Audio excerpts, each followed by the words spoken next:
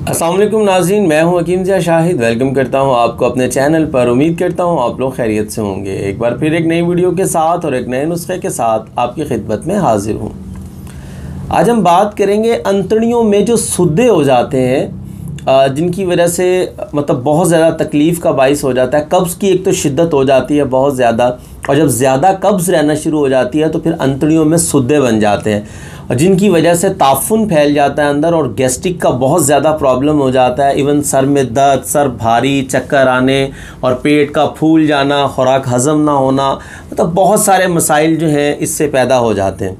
तो आज का नुस्खा जो मैं शेयर करने लगा हूँ आपसे, वो इस हवाले से है कि अंतड़ियों के जो सुद्दे होते हैं उनको कैसे ख़ारिज किया जाता है। एक्सटर्नली अगर आप देखें तो इसके लिए अनीमा का इस्तेमाल किया जाता है, लेकिन मैं आपको एक अंदरूनी मेडिसिन बताने लगा हूँ कि जिसके इस्तेमाल से आप सुद्दों को जो है ख़ारिज कर सकते हैं और अंतड़ियों की बिल्कुल सफाई हो जाएगी और किसी किस्म का कोई नुकसान भी नहीं होगा। अंतड़ियों के अंदर ये सुद्दे जम जाते हैं, जिसकी वजह से मुख्तलिफ़ किस्म की आप मेडिसिन वगैरह बाज़ार से यूज़ करते हैं तो उससे ऐसा होता है कि स्क्रैचेस आ जाते हैं। स्क्रैचेस कह लें या ख़राशें कह लें, जो अंतड़ियों के अंदर आ जाती हैं, हल्के फुल्के से ज़ख़म हो जाते हैं जब सुद्दे वहाँ से निकल के बाहर जाते हैं। तो आज का जो नुस्खा है हमारा वो इस हवाले से है कि एक तो सुद्दे भी खारिज हो जाए और अंतड़ियों में किसी किस्म का कोई ज़ख़म भी पैदा ना हो। तो क्या नुस्खा है, आपको लिए चलेंगे आज के अपने नुस्खा की तरफ। लेकिन उससे पहले अगर अभी तक आप लोगों ने हमारे चैनल को सब्सक्राइब नहीं किया, सब्सक्राइब कर लीजिए, साथ लगे बेल आइकन को प्रेस कर लीजिए ताकि हमारी लेटेस्ट वीडियोज़ आपको मिलती रहें। तो चलिए चलते हैं आज के अपने नुस्खा की तरफ।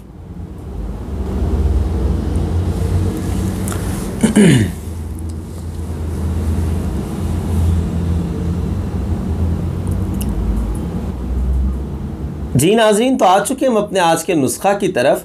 तो आपको दो चीज़ों की ज़रूरत होगी। नंबर 1 पे आप लोगों को गोंद कीकर चाहिए होगी, नंबर 2 पे आपको कैस्टर ऑयल चाहिए होगा। अब तरीक़ाकार ज़रा सुन लें और समझ लें अच्छे तरीके से कि एक टाइम की आपको ख़ुराक बता रहा हूँ। गोंद कीकर आप लेंगे 6 ग्राम और कैस्टर ऑयल जो है ये आप लेंगे 25 ग्राम। अब इसका तरीक़ाकार ये है कि गोंद कीकर आप किसी भी छन्नी में, खरल के अंदर, कुंडी डंडे के अंदर, कुछ भी हो घर में, उसमें या किसी ग्राइंडर में डाल के आप इसको पहले पीस लें, बारीक पाउडर कर लें।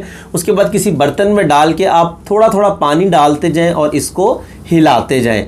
जब आप देखेंगे कि ये लुआब बन गया, मतलब गाढ़ा गाढ़ा सा लिक्विड तैयार हो गया है, उस टाइम आपने जो 25 ml या 25 ग्राम आपके पास कैस्टर ऑयल होगा वो इसके अंदर ऐड कर देना है और अच्छे तरीके से इसको हिलाते जाना है। अच्छा, जब ये आप देखेंगे दोनों चीज़ें अच्छे से हल हो गई हैं तो इसमें आप डाल देंगे 1 पाव पानी। पानी आप पहले बॉईल कर लें, बॉईल करने के बाद ठंडा कर लें, या अगर आपके पास फ़िल्टर वाला पानी है तो वो इस्तेमाल कीजिएगा।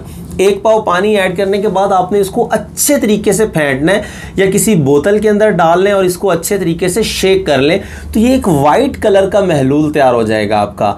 अच्छा, ये आपने करना ही है। अब जिस भी पेशेंट के साथ मसला है, जिसको सुद्दे हैं अंतड़ियों के अंदर खारिज करने हैं, तो आपने मतलब 1 पाव आपके पास था तो आधा पाव आपने उसको एक टाइम में पिला देना है।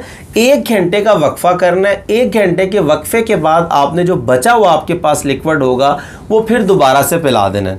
तो ये 2 खुराक आपने 1 घंटे के वक्फे से देनी है। मेरा ख्याल है कि आधे पौने घंटे के अंदर अंदर ही मोशन आएगा, 1 से 2 मोशन आएंगे, जिससे अंतड़ियों के अंदर जितने भी सुद्दे होंगे वो खारिज हो जाएंगे। अच्छा, इस ऐसा भी नहीं होगा कि इसके इस्तेमाल से बाद में मोशन लगे ही रहेंगे।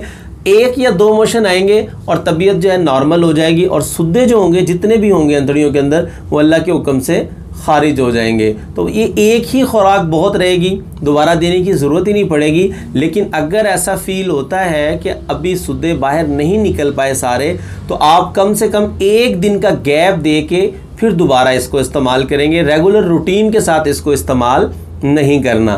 तो बहुत मुजर्रब नुस्खा है, जिसके साथ भी ये मसला हो बेफिक्र हो के, बेज़रर है, कोई नुकसान नहीं है, आप लोग इसको इस्तेमाल कर सकते हैं। उम्मीद करता हूँ आज की वीडियो भी आपको पसंद आई होगी। अगर वीडियो पसंद आए तो लाइक कर दीजिए, शेयर कर दीजिए, ताकि आपके साथ साथ बहुत सारे लोगों का फ़ायदा होता रहे।